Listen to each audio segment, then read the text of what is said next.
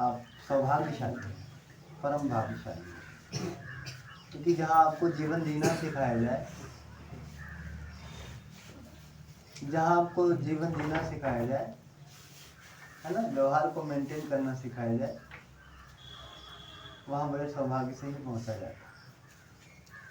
कूड़ा कचरा तो बिल्कुल लोग भरे रहते हैं। जैसे हमने पिछली बार के उदाहरण में ये कहा था, घर पे बहुत सारे सामान रखे रखाए हैं और उसमें सामान तो ढेर सारा रखा है, पर कौन उपयोगी है ये मुश्किल की बात है। डेली आप खाने पीने वाला बर्तन प्रयोग करते होंगे, इसमें लोटा, थाली, बाल्टी ये सब प्रयोग करते होंगे, गिलास, है ना। कपड़ों में 2-3 जोड़ी आप पहनते होंगे, और साइकिल काम में आता होगा, मोबाइल काम में आता होगा, बिस्तर चारपाई काम में आता होगा, 10-20 काम में आते होंगे। बाकी 1000 बातें ऐसी होंगी जो केवल पड़ी हैं और सड़ रही हैं।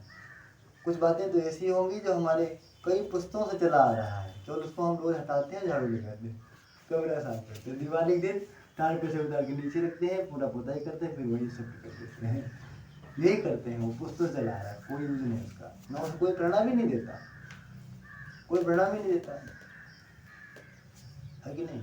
पढ़ा ऐसे ठीक मन में विचार है, सुबह से शाम तक किताब किताब किताब पढ़ते रहते हो, क्लास लिया जाता है, उसमें से काम आने वाली बात 2-4 हैं। जैसे आप कहीं चले गए दुकान पे, कोई सामान दे दिया, अब उस पर लिखा है कि जो है एक्सपायरी डेट 10 अक्टूबर 2023, अब आज 12 है तो आपको पता पड़ गया खरीदना नहीं, तो 2 दिन लेट चल रहा है, गड़बड़ हो गया मामला, दे दो नहीं तो मरेंगे खाएंगे, इतना तो काम आता है।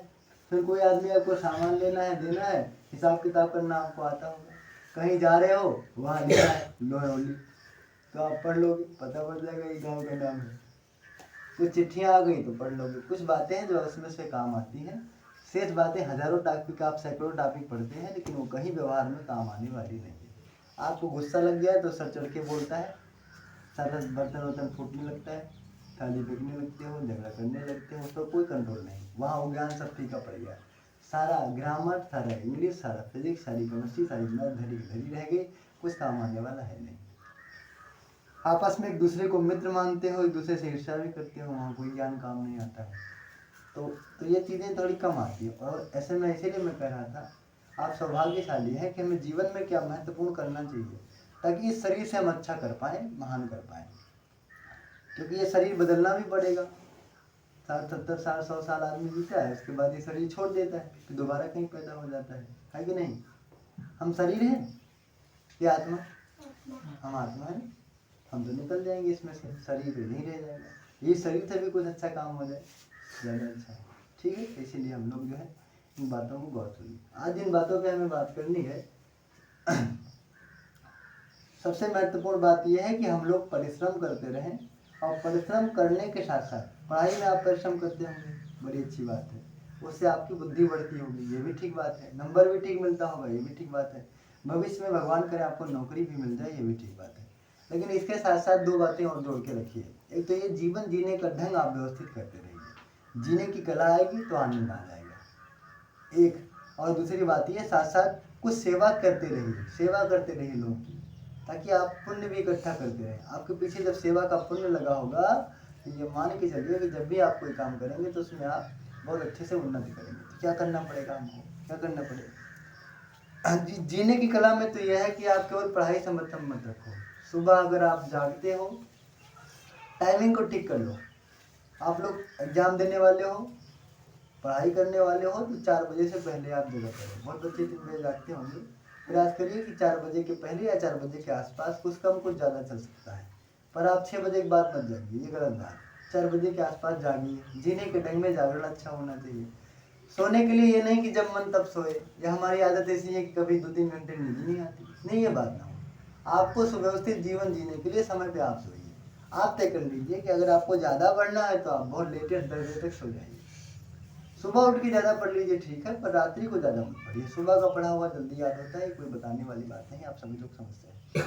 तो 10 बजे लेटेस्ट, 9 से 10 के बीच में आप सो जाइए। आपको 8 बजे सोने के लिए नहीं कहेंगे, इसलिए क्योंकि आप पढ़ाई करते हैं, आपका सिलेबस ज़्यादा होगा। तो लेकिन यह है कि 10 से ज़्यादा ना हो, प्रयास करें 10 से अधिक ना हो। Early to bed and early to rise makes a man healthy wealthy and wise. अगर आप जल्दी जागेंगे, जल्दी सोएंगे, तो ये मान के चलिए शरीर को स्वस्थ रखेंगे, नहीं तो बाद में 50,000 रुपये की नौकरी मिल जाएगा और 5 लाख रुपए का ऑपरेशन लिख देगा डॉक्टर। जितना नौकरी में कमाओगे उतना ऑपरेशन खर्चा हो जाएगा। इसी वजह से, क्योंकि आप स्वस्थ नहीं रहते ना, जागते नहीं, सोते हो। दूसरी बात यह है कि बासी सामान खाना बंद कर दीजिए।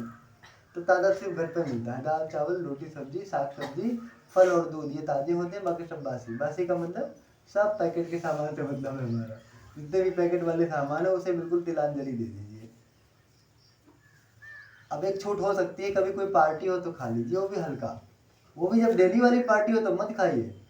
जब आपका पता लगे न्योता वाला टाइम चल रहा है, लगन चल रहा है, लगन में तो हर दिन 5 निमंत्रण करना है, हर जगह थोड़ा थोड़ा खा के चले जाते हो, डेली 300 दिन खाते हो, नहीं मत खाओ। आप उनके यहाँ जाओ ठीक है, उनका पत्तल उठाओ, उनके यहाँ झाड़ू लगाओ, उनकी सेवा करो, कोई काम करो, ये सब ठीक है, पर खाने के साथ समझौता मत करो। कोई बहुत ज़बरदस्ती करे, थोड़ा सा ले लिए तो उसके देखने के लिए बस थोड़ा ले लिए, इसके बाद हम नहीं खाते। हम दाल चावल खा लिए बहुत है, सेफ चीज़ खा लिए, सुरक्षित रखेंगे। अभी हम लोग नौजवान हैं, किशोरावस्था हमारी चल रही है ना, तो इसमें एनर्जी खूब आती है। इसमें धीरे धीरे करके हम जो लोग खाते हैं और धीरे धीरे करके जो बीमारी बनाती है वो दिखती नहीं, ऊर्जा क्या है वो दिखाई नहीं देती, पर धीरे धीरे धीरे धीरे धीरे धीरे करके जब वो दिन बीमारी का रूप ले लेगा और 30 साल 35 साल 40 साल की जब उम्र होगी और जब दवा चलना आपका शुरू हो जाएगा, तो फिर दोबारा कभी जीवन में वो बंद नहीं होगा। वो मरेंगे तो आपके चारपाई के सर के पास रख देंगे कि दवा भी रख दो, जा रहा है इसके साथ लेके जाए, में हो रहा है जाने लेके जाए, वो भी जाएगा 4 साल। तो इसलिए बहुत ज़रूरी है कि जो है हम अपने को सेफ रखना है। तो आप लोग बाहर के पैकेट वाले सामान बिल्कुल ना के बराबर खाओ। दूसरी बात, ये चाट पकौड़ी फुल्की टिकिया ये सब भी बंद कर दो, बंद कर दो। बंद करने का मतलब थोड़ा कम खाओ। कम का मतलब कहीं 10 दिन में 15 दिन में एक बार हो गया नहीं तो मत खाओ, ठीक है। दूसरी बात, खान पान के संदर्भ में हम बता रहे थे कि आप पैकेट वाले सामान मत खाएं, बाहर के टिकिया फुल्की समोसा इसको भी बंद कर दें, जो भी स्वास्थ्यप्रद होगा है। दूसरी बात, सबसे महत्वपूर्ण बात है, अगर आपकी ये शिकायत हो सर जी मेरा मन जो है पढ़ाई में बहुत कम लगता है, एक जगह पे टिकता नहीं, तो 2 काम करना बंद कर दो। एक तो ये कि बार बार मत खाओ। बार बार का मतलब अभी मैंने 8 बजे दाल चावल रोटी सब्जी सब खाए, मेरा पेट भरा है, जब मैंने खाना खा लिया तो नमकीन बिस्किट चाय आपको कुछ भी आ जाए मैं नहीं खाऊंगा। अब बहुत लोग कहते हैं सर ये ऊपर वाली चीज़ है, ये ऊपर नीचे वाली चीज़ की बात नहीं है, आप बंद कर दो, मत खाओ। जितनी बार खाओगे उतना मन भगेगा। आप 3 टाइम भोजन करते हो, बच्चे हो तो 3 टाइम भोजन करो बस। अब 5 टाइम ना हो जाए, 2 बार बिस्किट खाएंगे, 3 बार चाय पियेंगे, 5 बार समोसा खाएंगे, ये सब सिर्फ भोजन करो 2-3 बार बस। क्यों भागता है, कैसे उससे लॉजिक भी है। अब आप जरा देखिए, अभी दाल चावल रोटी सब्जी खाए और फिर ऊपर वाला सामान भी चाहिए, तो आप किताब पढ़ रहे हैं, सर नीचे झुकाए हैं और थोड़ी थोड़ी देर में उठा के देख रहे हैं जलेबी वाला थैली आ रहा है कि नहीं आ रहा है, समोसा वाली पैकेट कहाँ गई, और जो पों करके बर्फ बजाता था वो कहाँ गया। क्योंकि आप तो बार बार खाने के आदी हो, और आप आदी हो नहीं तो मन भागता है इसीलिए है ना, क्योंकि आपको बहुत चीज़ें चाहिए, तो बहुत चीज़ों में मिल जाएगा। आपको कुछ नहीं चाहिए, पेट भरने के लिए भोजन चाहिए था, मैंने एक बार कर लिया बस, बाकी पढ़ा है कुछ नहीं चाहिए बस, ठीक बात है। तो बार बार नहीं खाओगे तो मन नहीं भटकेगा, एक बात तो ये करना। दूसरी बात, ज़्यादा देर जब मन टिकता नहीं उसका कारण ये है कि हम ज़्यादा देर, जब कभी आप मूवी देखा करिए, कोई लेक्चर सुना करिए, तो ये 1.5 मिनट वाला मत सुनिए। देखिए 1.5 मिनट वाला था ना, 1.5 मिनट वाला 10 सेकंड वाला 20 सेकंड वाला सर का वैसे थोड़ा सा बोला बट वो देखो मत करिए। क्यों? क्योंकि उससे एक आदत गड़बड़ा जाती है, पता है क्या। अब हमें कोई चीज़ केवल 1.5 मिनट ही लगेगा, अगर वो 20 मिनट होने लगा तो मेरा मन छटपटाएगा, मरेगा, दिक्कत। आप जब भी देखो तो आधा घंटे से देर वाला कोई चीज़ देखो, आधा घंटा 1 घंटे से आदत डालो कि कोई चीज़ देखेंगे तो कम से कम 1 घंटे तक मेरा मन भगेगा नहीं। जैसे मैं लेक्चर दे रहा हूँ, अगर आपको ये आदत है कि 1.5 मिनट का लेक्चर सुनते हो, तो अभी बात, अब आपके पास चांस तो है नहीं, मैं कोई टीवी तो हूँ नहीं कि बटन दबा दिया सब्जी को हटाओ दूसरे को पूरी बात दीदी आ जाए, इनको खिंचवाओ उसको आ जाए, आधा दीदी आ जाए, ये आ जाए वो आ जाए, ऐसा ही नहीं, मैं तो हूँ नहीं, तो आपकी मजबूरी है जबरदस्ती सुनो, तो मन तो टिकता ही नहीं। तो इसीलिए 2 बातें, बार बार नहीं खाओ, नहीं तो खाने पीने के चिंतन में मन भागेगा एक, और जो हम 1.5 सेकंड का मन वो देखते रहते हैं, इससे हमारा ज़्यादा देर कहीं मन टिकता नहीं। इसीलिए उस वीडियो को बिल्कुल मत देखो। नहीं सर जी बहुत ज्ञान वाली चीज़, बिल्कुल बंद कर दो, उतना ज्ञान वाली चीज़ नहीं चाहिए। मैं आपको किताब दे रहा हूँ, उससे बढ़िया ज्ञान वाली चीज़ आपको मिल जाएगा। विवेकानंद की बात इसकी कही, उसको हम लाभ देते हैं, वो मत देखो, उससे आदत बिगड़ जाएगी, तो फिर मन टिकेगा नहीं। क्या आप देखते नहीं हो रेगुलर दिक्कतें कहाँ आती हैं, जब आप एक टॉपिक पढ़ लेते हो, आधा नहीं हुआ कि अगला सोचने लगा, फिर उसमें भी थोड़ा छू लियो, फिर चला गया। एक को टॉपिक ठीक से खत्म नहीं हुआ, आगे चले गए।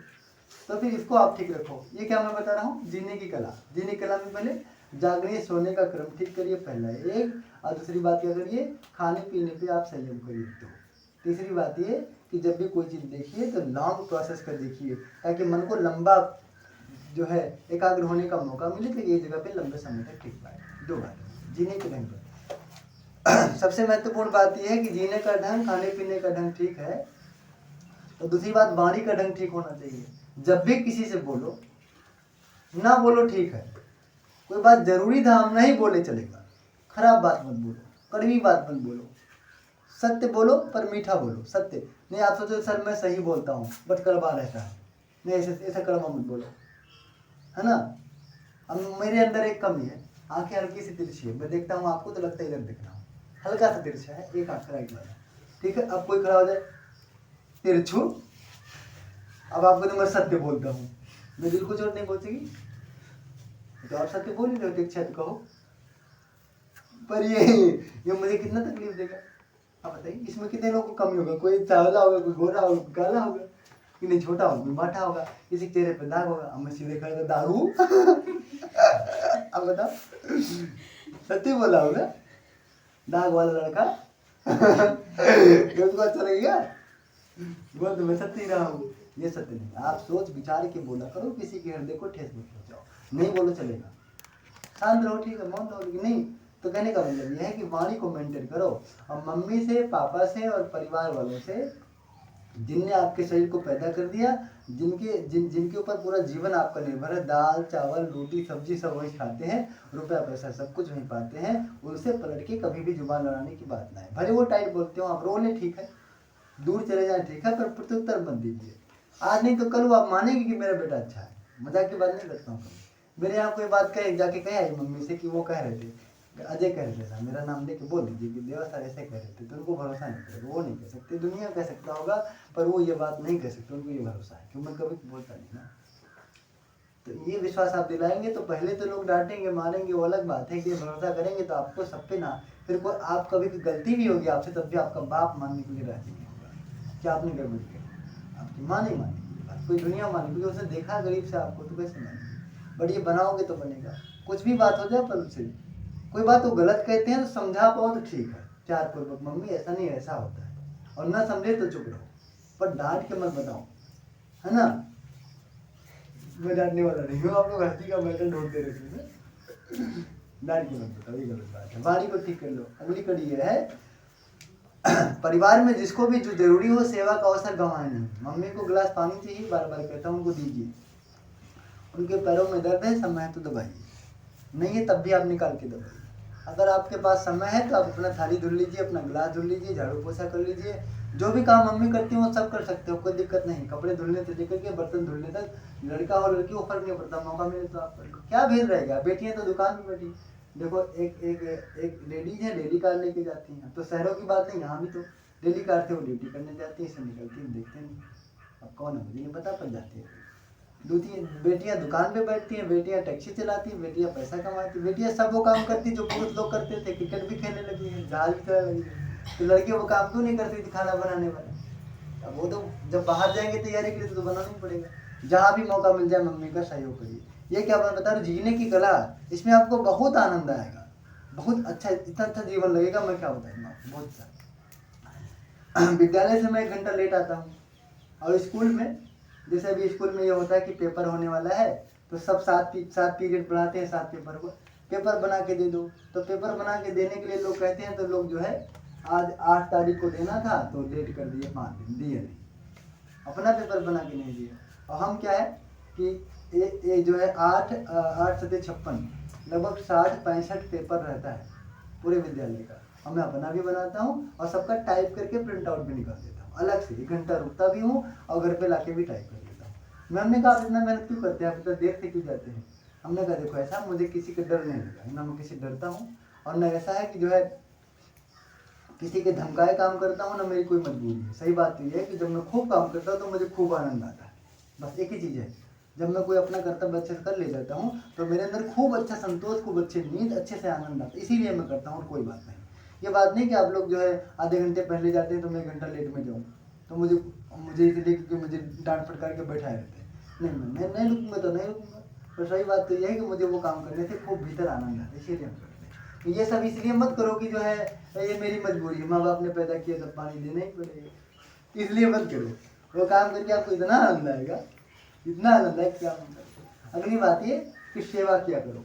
जहाँ भी आप आ रहे हो, किसी को अस्पताल पहुँचाने की ज़रूरत है, किसी को उसके घर पहुँचाना है, किसी को कोई काम पड़ गया, डेली मौका नहीं मिलता है, उसकी सेवा भी किया करो। इससे आपके जीने का ढंग बड़ा अच्छा रहेगा एक, और आपका पुण्य जब बना रहेगा तो आप अच्छा काम करेंगे। एक बात, अंतिम बात, आज तो हम आपसे ये निवेदन करेंगे कि आप सभी लोग, एक यज्ञ होने वाला है।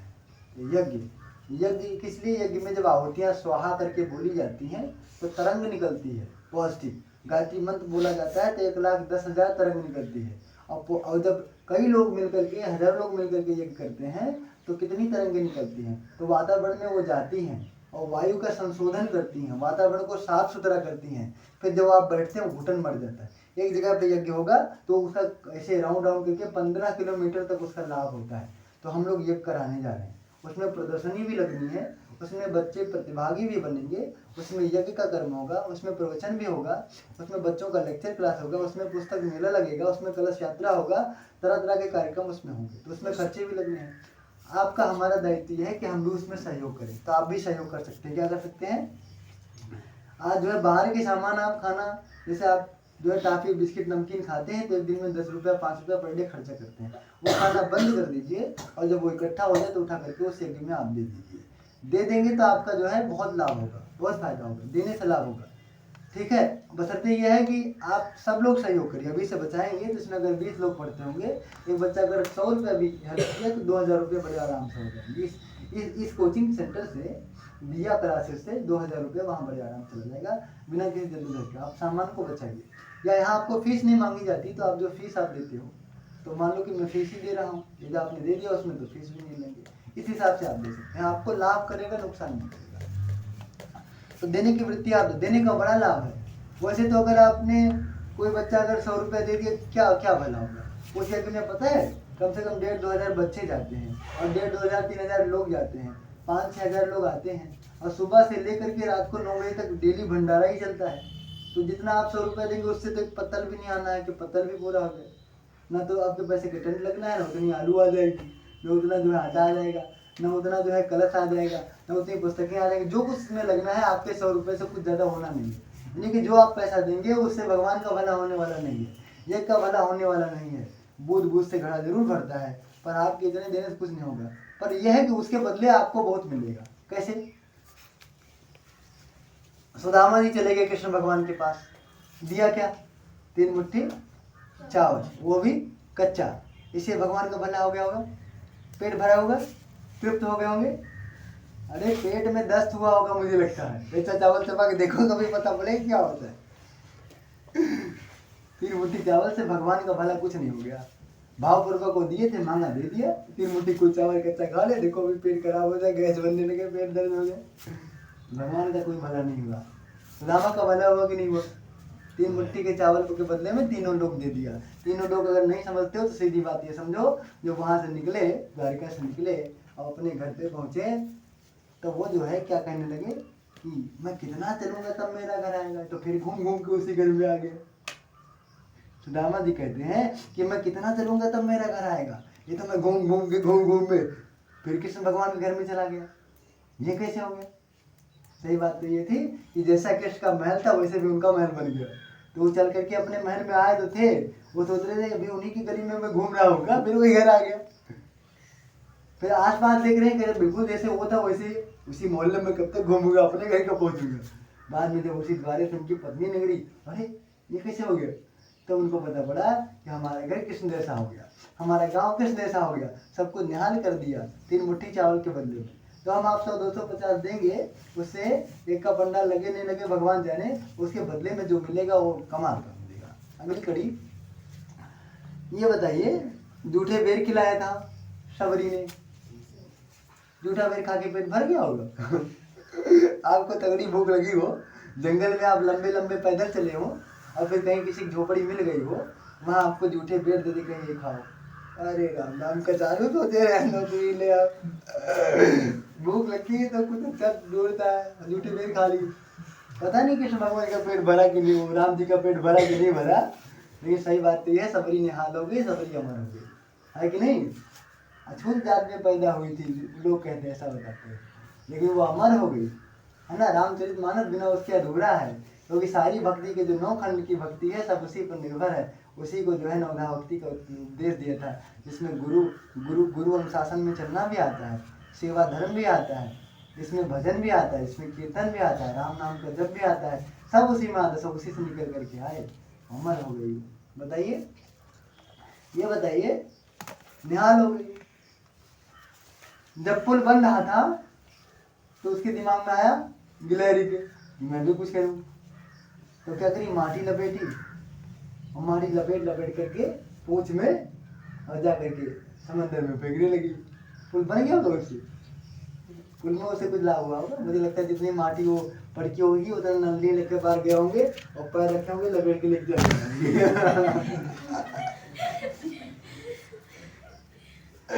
जितना कुछ बच्ची पे गिरे ये लोग बराबर कर दिए होंगे। भगवान जाने पुल बना कि नहीं, वो जितना मेहनत करी रहेगी बेचारी, ये सब लोग उनका बराबर कर दिए। तो उससे पता नहीं पुल बनेगा नहीं बनेगा, भगवान जाने। ये सही बात तो ये है, भगवान के 3 उंगलियों के निशान अब्बे गिलहरी की पीठ पर दिखाई देते हैं, बड़ी प्यार से फेरा था, ऐसी निशानी किसी को आज तक मिली नहीं। गिलहरी वैसी नहीं थी जैसी है, गिलहरी बिल्कुल जैसे बिल्ली होती है, प्लेन कलर की थी, चित्तीदार नहीं थी, बिल्कुल प्लेन थी, एकदम प्लेन, ऐसे बिल्कुल प्लेन।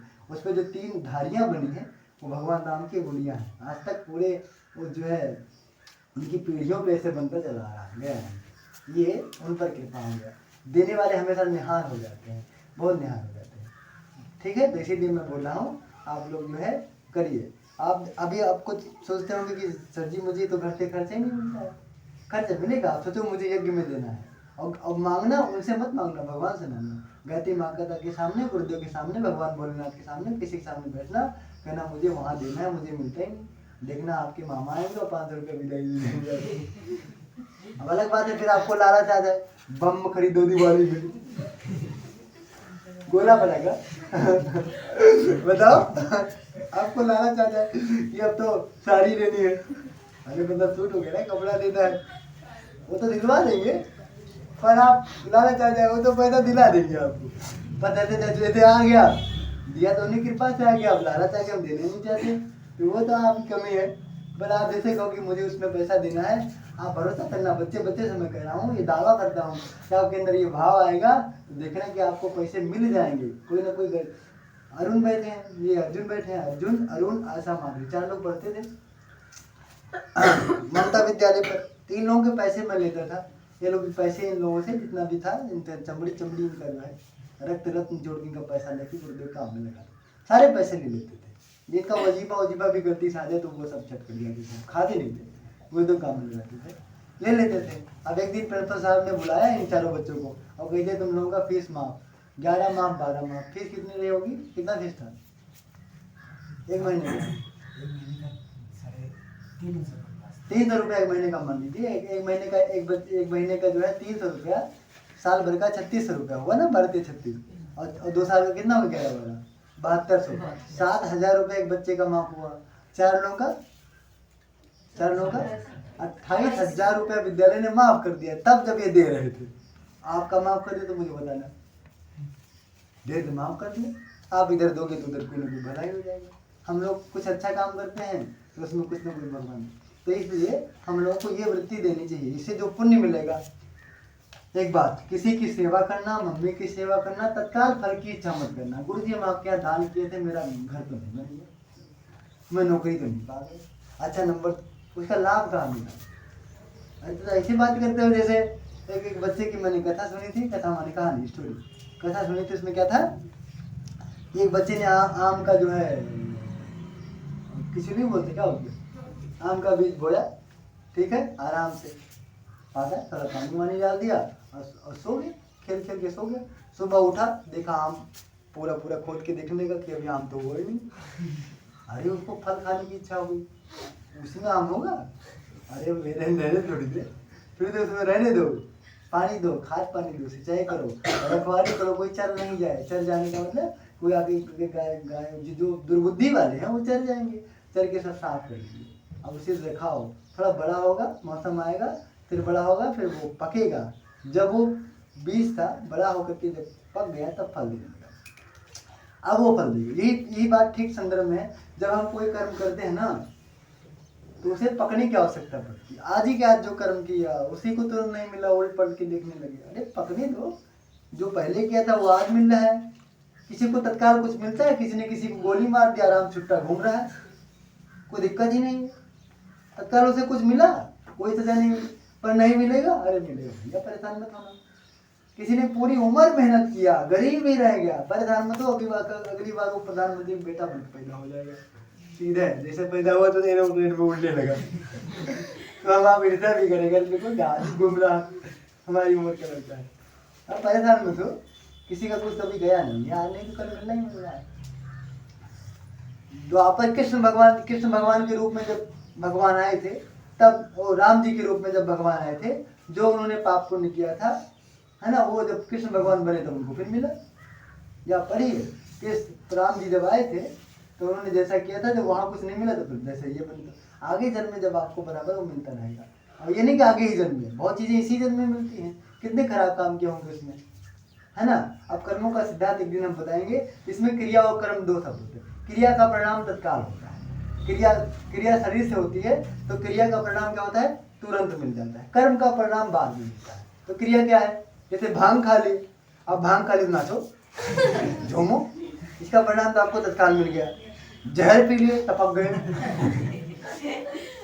दूध पी लिए, तंदुरुस्त हो गए। अरे भैया इसमें तो थोड़े दिन में मिल जाता है, ज्यादा इसमें देर। ये क्रियाएं है कि नहीं? कहीं गिर पड़े, पैर भी टूट गया, है कि नहीं? मरहम लगा ली, घाव भर गया। ये सब क्रियाएं थोड़े समय में परिणाम दे जाती है। ये क्रिया है कि नहीं? क्रिया हम सांस ले रहे, जिंदा है, क्रिया है। देख रहे हैं, अच्छा लग रहा है, बंद कर लिया, डर लगने लगा, ये क्रियाएं हैं, इसका परिणाम तत्काल मिलेगा। पर जो कर्म होता है कि नहीं? जैसे आप लोग पढ़ाई कर रहे हो, ये पढ़ाई का कर्म है, क्रिया नहीं है। इसका अभी से तुरंत आपको नौकरी और डीएम वाला पद नहीं मिल जाएगा, थोड़ा वेट करना, ठीक है। तो हम आपसे निवेदन करेंगे, आग्रह करेंगे, एक महीने का चाहे आप फीस दो न दो, पर जितने बच्चे यहाँ बैठे हैं आपका कम से कम 200 रुपये उस एक में लगना चाहिए। कितना फीस कितना देते हो आप? फीस मार जाओ महीना, वहाँ लगा दो, न दो फीस, और आपका पुण्य वहाँ लगाएंगे तो पुण्य मिलेगा। बात तो एक सी हो गई। और आप चाहो फीस भी दे करके दे सकते हो, कोई दिक्कत की बात नहीं है। आपको मैंने कहा था चाहे फीस दो, कम दो, ज़्यादा दो, फर्क नहीं पड़ता। पर आपको एक बात बिल्कुल याद रहना चाहिए, जैसे ही अंतिम तिथि आए 30, उससे 2-3 दिन पहले आपको ये चिंता हो कि 1,000 रुपये रूम का भाड़ा देना पड़ता है। तो वो हम सब मिल करके दें, 20 लोग मिल करके देंगे तो 50 रुपये देनी पड़ेगा। 200 रुपये फीस दे पाएंगे, वो कर्जा ला के जब देंगे 1,000 रुपये रूम का भाड़ा, तो आप जितना पढ़ के जाओगे उस जो है पुण्य नहीं कमाओगे, उससे पाप लाग के जाओगे। तो उससे अच्छा ये है कि उनको कर्जा लेकर रूम का भाड़ा नहीं देना पड़े, है कि नहीं? गेहूँ बेच के लाकर आपका रूम का भाड़ा नहीं पड़ा। आप अगर डमारे हो, सारे लेक्चर सुनते हो गए, ऐसा ही नहीं पड़ता। ये बात आप लोग ये रहो। और मैं चाहता हूँ कि जितने बच्चे हो कम से कम 200 रुपये आपका एक में लगे, और जो लोग बचा पाओ अधिक वो लगवा। अच्छी बात है, उसमें कुछ अच्छा ही मिलना है। हम लोग तो पूरा जीवन लगाने की सोच रहे हैं, अब तक जो कुछ लगाया है, प्रयास किया है पूरा जीवन उसी में लगाने की, जो भी कमाए जो भी है सब भगवान के काम में लगाने की बात, समाज के काम में लगाने की बात। अंतिम बात, वाणी को विराम। अंतिम बात यह है कि अपना देश आज़ाद हुआ तो उसमें लगभग 6-7 लाख लोग लड़ते थे। कितने लोग लड़ते थे? अच्छा, जो लोग लड़ाई करने गए थे वो कमा भी रहे थे? नो सर, कमाते नहीं थे ना, तो कहाँ से उनका पेट भरता था? पता है अपने देश वाले लोग जो है, एक बहुत लोग जो गरीब थे, एक टाइम खाते थे और एक टाइम का राशन भिजवाते थे अपने सैनिकों के लिए कि वो लड़के क्या खाएंगे। एक टाइम खाते थे, मर नहीं गए, थोड़ा दुबले हो गए होंगे, सर क्या हो, ये मर नहीं गए, तब अपना देश आज़ाद हुआ। हम आप क्या करें, किसी से मांग नहीं सकते, तो हम लोग ये काम कर सकते हैं कि हम लोग अपने से कटौती कर ली। तो बाहर का सामान पेट भर गया, दाल रोटी सब्जी खा ली, अब बाहर का कुरकुरे सब्जी खाने का मतलब, 2 जोड़ी कपड़े हैं, 5 जोड़ी लेने का मतलब, उतना पैसा हम समाज सेवा में लगा दें, उतने का पेड़ लगा दें। अरे भैया एक पेड़ लगा दोगे, एक पेड़ अगर एक साल में 5 कुंटल आम देता होगा तो 20 साल रह गया, 20 पंचे 100, 20 पंचे 100 कुंटल आम दे गया। अगर एक कुंटल की एक किलो कीमत मात्र 50 रुपये भी होगा तो कितना हो गया? 5000। कितना हो गया? 5000 हुआ? 50,000, 50,000 है ना, 50,000 रुपया हो गया। 50,000 रुपये का आम दे गया वो, लकड़ी दे गया 10 कुंटल से कम की लकड़ी नहीं होगी, उसका पैसा। और डेली जो ऑक्सीजन देता है, एक दिन में कम से कम 4-5 लाख रुपए का ऑक्सीजन दे देगा, कई करोड़ का ऑक्सीजन। तो उतने रुपए में अगर हम पेड़ लगवा दें तो कितना हमारा लाभ हो। तो हम पेड़ लगवा दें, किसी को चप्पल पहना दें, किसी कपड़े दे दें, किसी की फीस पे कर दें, किसी को भोजन दे दें, यहाँ हम लगाएंगे तो पुण्य लगेगा। और फिर आपको इससे तत्काल जो मिलेगा ये काम करने से, अंदर खूब संतोष शांति मिलेगी, अच्छे से नींद आएगी और बाद में आपका जीवन उज्जवल होगा। अच्छे कामों में पहले कष्ट होता है, बाद में लाभ मिलता है। वो खराब काम है पहले मजा देती खूब ज्यादा, और उसके बाद में सिफर चौपट, पूरा जीवन नाश।